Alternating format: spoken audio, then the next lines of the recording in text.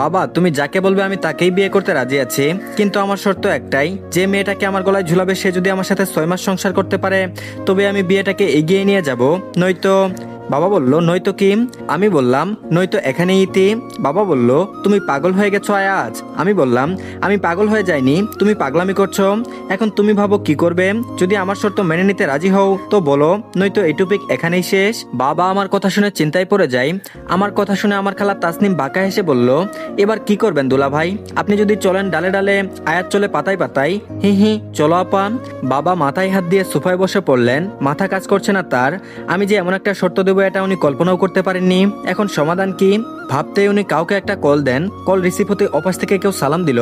আফতাব সালামের উত্তর দিয়ে চিন্তিত গলায় বলল, আয়াস শর্ত দিয়েছে। অপাশ থেকে বলল, কি শর্ত? বাবা বলল, 6 মাসের জন্য বিয়ে করতে চাই, তারপর সংসার টিকলে করবে, নয়তো না।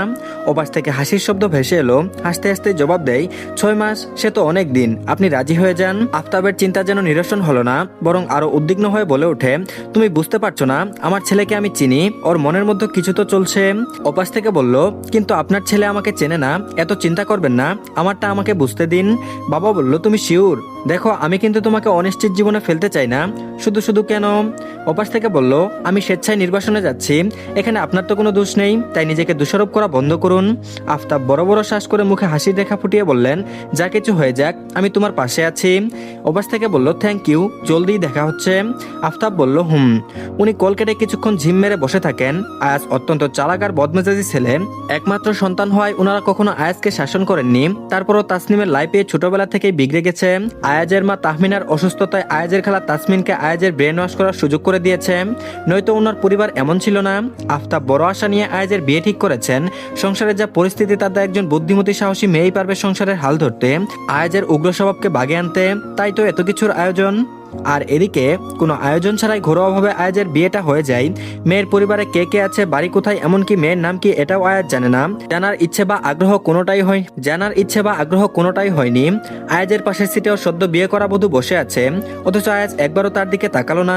তবেও মনে মনে একটু অবাক হয়েছে। ও তো শুনেছিল গ্রামের মেয়েরা বিদায়ের সময় অনেক কান্নাকাটি করে, অথচ ওর বউয়ের ন্যূনতম নাক টানার শব্দও কানে আসেনি। বাড়ি পৌঁছাতে তখন রাত্রি 9টা। আফতাব নেমে বাড়ির দরজা খুলে দেয়, তারপর বলল, বাইরে এসো মা। নববধূ শাড়ি সামলে আস্তে করে নামে। ততক্ষণে আয়াজ ওর ভারী কদম ফেলে বাড়ির দরজা পর্যন্ত পৌঁছে গেছে।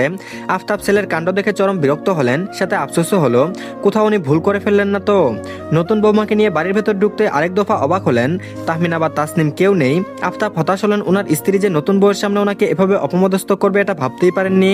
তারপর বললেন, তুমি কিছু মনে করো না মা, তোমার শাশুড়ি একটু অসুস্থ তো, তাই হয়তো ঘুমিয়ে পড়েছে। নববধূ বলল, ঠিক আছে, শাশুড়ি মায়ের সাথে না হয় কালকেই দেখা করে নেওয়া যাবে, আপাতত জামাইয়ের সাথে দেখা করে আসি। আফতাব বলল, আচ্ছা একটু দাঁড়াও, আমার বাড়ির কাউকে তার যথাযোগ্য সম্মান দিয়ে স্বাগতম জানানো হবে। তোমার শাশুড়ি নেই তাতে কি, আমি তো আছি। মিনু, কাদের, তোরা কোথায়? বাড়িতে নতুন বউ এসেছে আর সব কয়টা অন্তর্ধান হয়েছে। আফতাব হাঁক ছেড়ে কাজের লোকদের ডাকেন। তৎক্ষণাৎ মিনু কাদের মিষ্টি বাটি হাতে দৌড়ে আসে। আফতাবের দিকে বাটিটা এগিয়ে দিয়ে হাসি মুখে বলল, মাফ করবেন বড় সাহেব, আমরা তো আপনার ডাকের অপেক্ষায় ছিলাম।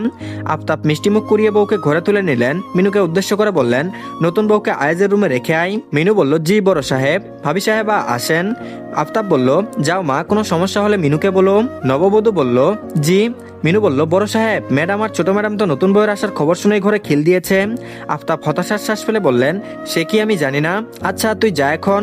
বলল, জি আচ্ছা সাহেব। মিনা নববধূকে রুমে রেখে তাড়াহুড়ো করে চলে আসেন, যেন বাঘের গুহায় ঢুকেছিল, এর হতেই প্রাণ ফিরে পেল। মিনু যেতেই পিহু ঘুমটা খুলে পুরো রুমটা দেখে নেয়। সাদা রঙের দেওয়াল জুড়ে আধুনিকতার ছোঁয়া, কিছু নামি দামি পেন্টিং রয়েছে। রুমের মাঝ বরাবর বিশাল সাইজের খাট, তার পাশে ওয়ার্ড্রোব আর আলমারি, কোনার দিকটায় শু ক্যাবিনেট, একটু সরে গিয়ে ড্রেসিং টেবিল, খাটের বাম পাশে ছোট টেবিলটায় ল্যাম্প রাখা, আর একটু হেঁটে যেতেই দেখে রুমের সাথে লাগোয়া বারান্দা, তারপরেই ওয়াশরুম। সামনের দিকটায় টি টেবিল ও সোফা রাখা আছে। পিহু ঘুরে আসতেই চোখ পড়লো খাটের মাথার দিকটায়, দেওয়ালে আয়াজের বিশাল একটা ছবি টাঙানো। ছবিটা দেখেই বাঁকা হাসলো, হয়তো মনে মনে কিছু একটা ভাবলো।